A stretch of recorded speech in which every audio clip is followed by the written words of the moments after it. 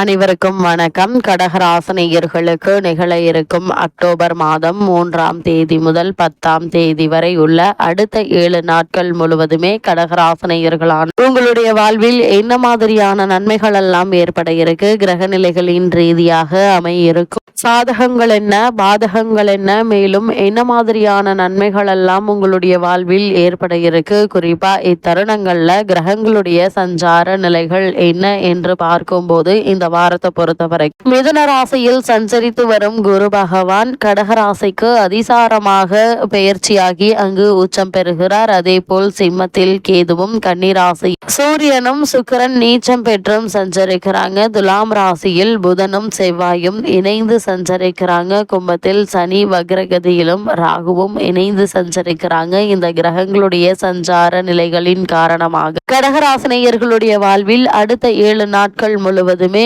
குடும்ப சூழ்நிலை ரீதியாக உத்தியோகம், தொழில், வியாபாரம், கலைத்துறை, அரசியல் துறை, மாணவ மாணவிகள், விவசாய துறையினர், பெண்மணிகள் என அனைவருக்குமே என்ன மாதிரியான நன்மைகள் எல்லாம் ஏற்பட இருக்கு என்பது குறித்தான முழுமையான பதிவு தான் இந்த வீடியோல நம்ம விரிவா பார்க்க போகிறோம். அந்த வகையில கடகராசினியர்களுக்கு இந்த வாரம் முழுவதுமே கிரகங்களுடைய சஞ்சார நிலைகளின் காரணமாக குடும்ப சூழ்நிலை ரீதியாக என்ன மாதிரியான முன்னேற்றங்கள் எல்லாம் உங்களுடைய வாழ்வில் ஏற்பட இருக்கு என்று பார்க்கும்போது இந்த வார கிரக நிலைகளை ஆராய்ந்து பார்க்கும்போது இந்த வாரத்தினுடைய தொடக்கத்தில் கடகராசினியர்களான உங்களுக்கு அஷ்டமத்தில் சனியும் ராகுவும் இணைந்து சஞ்சரிக்கிறாங்க. இதனால கடகராசினியர்களான உங்களுக்கு வரவும் செலவும் சமமாக இருக்குங்க. அது மட்டும் இல்லாம கூடிய விரைவில் அதற்கான முயற்சிகளை, அதாவது எதிர்காலத்திற்கென்று சேமித்து வைப்பதற்கான முயற்சிகளை மேற்கொள்வதும் நல்லது என்பது கிரக நிலைகள் தெளிவுபடுத்துது. அதே போல் வாழ்க்கை தேவைகளை பூர்த்தி செய்வது சற்று கடினம் தாங்க.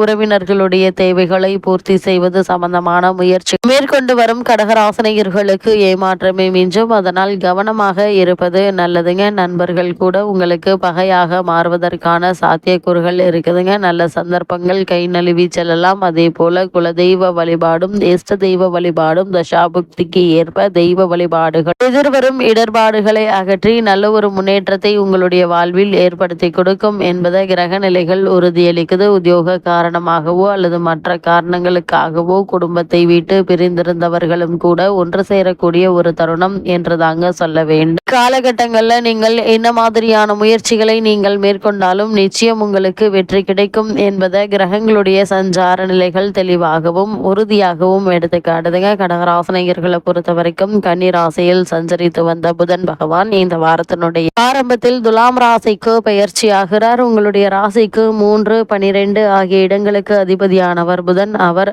சுகஸ்தானத்தில் சஞ்சரிக்கும் போது ஆரோக்கியத்திற்காகவும் ஆடம்பரத்திற்காகவும் செலவழிக்க வேண்டிய ஒரு சூழல் ஏற்பட இருக்குதுங்க. இந்த செலவுகள் சுப செலவுகளாக மாற்றிக்கொள்வது மிக மிக நல்லதுங்க ஆரோக்கியத்தில். அது மட்டும் இல்லாமல் விரயங்கள் அதிகரிக்கும். வீடு மாற்றம், இடமாற்றம் வரலாங்க. இதுவரை வாடகை வீட்டில் குடியிருந்தவர்கள் இப்போது சொந்த வீட்டிற்கு குடியேறும் யோகமும் வாய்ப்பும் உங்களுக்கு கிடைக்க இருக்க. புதிய முயற்சிகள்ல நிச்சயம் வெற்றி கிடைக்கும் என்பதுல எந்த ஒரு சந்தேகமும் இல்லைங்க. பூர்வீக சொத்துக்களை பங்கிட்டுக் கொள்வதில் இருந்த பிரச்சனை தீர இருக்க. வருமானம் திருப்தி தருங்க. வெளிநாட்டிலிருந்து வரும் அழைப்புகளை ஏற்றுக்கொள்ளலாமா என்று சிந்திப்பீங்க. அதற்கான முன் அனுபவம் உள்ளவர்களிடம் ஆலோசனை பெற்று அதற்கு பிறகு அதன் முயற்சிகளுக்கான தீர்வை நீங்கள் காணக்கூடிய ஒரு தருணமாக தான் இக்காலகட்டம் அமைஞ்சிருக்குது என்பதை கிரக நிலைகள் மீண்டும் மீண்டும் அறிவுறுத்துதுங்க. அது மட்டும் இல்லாம கன்னிராசியில் சஞ்சரித்து வந்த சிம்மராசியில் சஞ்சரித்து வந்த சுக்கிர பகவான் தற்போது கன்னிராசிக்கு பயிற்சியாகி அங்கு நீச்சம் பெறுகிறார். உங்களுடைய ராசிக்கு 4, 11 ஆகிய இடங்களுக்கு அதிபதியானவர் சுக்கிரன். அவர் வலிமை இழக்கும் பொழுது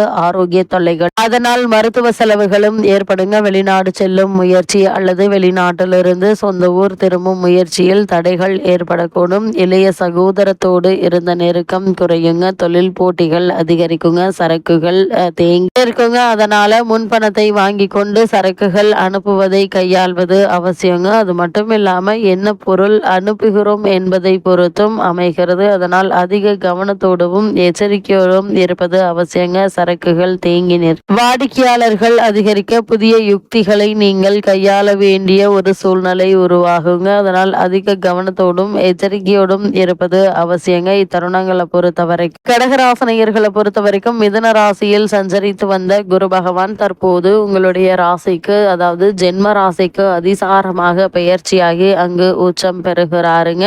உங்கள் ராசியிலேயே குரு உச்சம் பெறுவது என்பது யோகம் என்று தாங்க சொல்ல வேண்டும். குரு பார்த்தாலும் சேர்ந்தாலும் இல்லத்தில் நல்ல காரியம் நடைபெறும் என்பார்கள். அந்த அடிப்படையில் பார்க்கும் போது பலம் பெற்ற குரு உங்களுடைய ராசியில் சஞ்சரிக்கும் இந்த நேரம் எல்லா வழிகளிலும் நன்மைகள் கிடைக்க இருக்கு. நீங்கள் எதிர்பார்த்தபடியே வருமானம் உயரக்கூடிய ஒரு தருணம் என்று தாங்க சொல்ல வேண்டும். இல்லத்தில் ஒன்றுக்கு மேற்பட்டவர்கள் சம்பாதிக்கும் யோகம் உண்டுங்க. இதனால் குடும்பத்தில் வருமான ரீதியான முன்னேற்றம் ஏற்பட இருக்கு. அதனால் குடும்பத்திற்கு தேவையான விலை உயர்ந்த பொருட்களை வாங்கி மகிழக்கூடிய ஒரு தருணம் என்று தாங்க சொல்ல வேண்டும். அது மட்டும் இல்லாம இழப்புகளை ஈடு செய்ய புதிய வாய்ப்புகள் வந்து சேருங்க. தொழில் தொடங்க முடியவில்லையே என்ற கவலை இப்போது மாறுங்க. உயர் அதிகாரிகளுடைய பழக்கத்தால் ஒரு சில நல்ல காரியங்கள் நடைபெறும். பொது வாழ்வில் இருப்பவர்களுக்கு பொறுப்புகளும் வாய்ப்புகளும் கிடைக்க இருக்கு. இப்படிப்பட்ட சந்தர்ப்ப சாதகங்களை பயன்படுத்திக்கோங்க. மக்களுக்கு சேவை செய்யும் எண்ணம் மேலோங்கும். இக்காலத்தில் முறையாக வியாழக்கிழமை தோறும் விரதமிருந்து குரு கவசம் பாடி குரு பகவானை வழிபடுவது எண்ணற்ற நன்மைகளை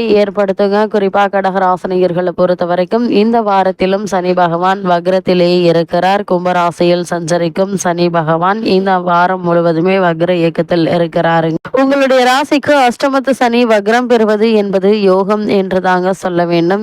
காரணம் கெட்டவன் கேட்டிடல் கிட்டிடும் ராஜ யோகம் என்பதற்கேற்ப எதிர்பாராத நல்ல திருப்பங்களை சந்திக்க இருக்கீங்க. எதிர்கால நலன் கருதி சேமிக்க தொடங்குவீங்க. கல்யாணம் போன்ற சுப காரியங்கள் இல்லத்தில் நடைபெறுவதற்கான வழிபிறக்குங்க. உடன்பிறப்புகள் உறுதுணையாக இருப்பாங்க. அது மட்டும் இல்லாம வியாபாரத்தில் வாடிக்கையாளர்களுடைய எண்ணிக்கை அதிகரிக்கும். உத்தியோகத்தில் உயர் பதவிகள் கிடைப்பதற்கான வாய்ப்புகள் அதிகம் இருக்கு என்பதை கிரகநிலைகள் மீண்டும் அறிவுறுத்துதுங்க. பொது வாழ்வில் இருப்பவர்களுக்கு புகழ் கூடும். வியாபாரம் மற்றும் தொழில் செய்பவர்களுக்கு வரவும் செலவும் சமமாக இருக்குங்க. உத்தியோகத்தில் உள்ளவர்களுக்கு நல்ல ஒரு முன்னேற்றம் உண்டு. அதே போல கடகராசியை சேர்ந்தவர்கள் கலைஞர்களுக்கு புதிய முயற்சிகள்ல நல்ல ஒரு வெற்றி கிடைக்க இருக்கு. இப்படிப்பட்ட சந்தர்ப்ப சாதகங்களை பயன்படுத்தி கொள்ளுங்க. மாணவ மாணவிகள் பலரும் பெற்றோர் மற்றும் ஆசிரியர்களுடைய ஆதரவை பெற இருக்கீங்க.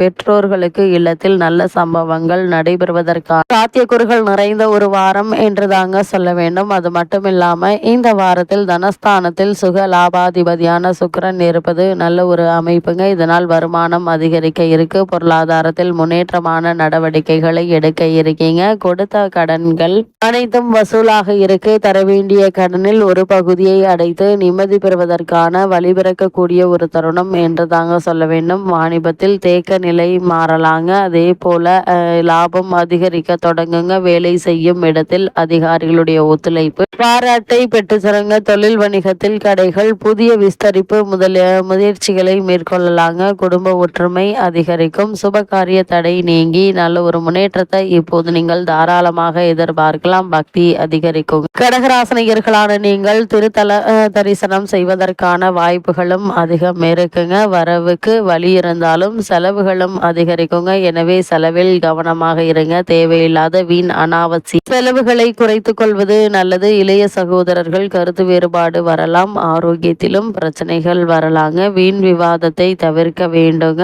ஆனால் அதனால் மன உளைச்சல் வருங்க. தந்தை மகன் உறவுகள் கவனமாக இருங்க. ஒருவருக்கொருவர் விட்டு கொடுத்து அனுசரித்து நடந்து கொள்வது மிக மிக நல்லது என்பதை கிரகநிலைகள் மீண்டும் மீண்டும் அறிவுறுத்தது. தருணங்கள்ல கிரகநிலைகளின் ரீதியாக கூறப்படும் பரிகாரம் என்று பார்க்கும்போது வீட்டிற்கு அருகாமையுள்ள திருக்கோவிலுக்கு சென்று நெய் தீபம் ஏற்றி வைத்து வழிபடுங்க. எண்ணற்ற நன்மைகள் உங்களுடைய வாழ்வில் ஏற்படும்.